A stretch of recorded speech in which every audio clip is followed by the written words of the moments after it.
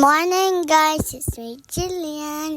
Welcome to our mini vlog. Dahil nga po, maulap na panahon, meron tayong nagayan. Dahil tayo po ay mamintas ng corn with my pogi ng paplo. Alam niyo po guys, swerte po tayo dahil meron po tayong hardworking na lolo. I'm so happy to the point. Pasigaw ako. Magana kami ng mais!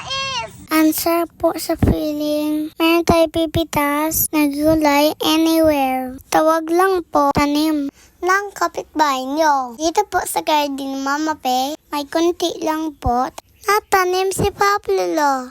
Meron tayo kamuting kahoy, kalabasa and sitaw, bulag ng kalabasa, at marami ba iba. Ito po, mamitas tayo ng mais. Pogi talaga yung Paplo ko. Pingit tiptidot. Charot, dapat ako magbigay. Aside from being a cute, dapat tulong din sa bahay. Huwag kayo tamad.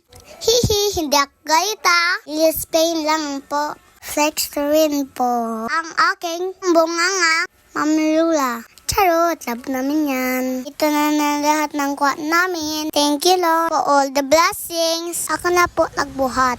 Medyo mabigat Iwan ko na lang kaya dito.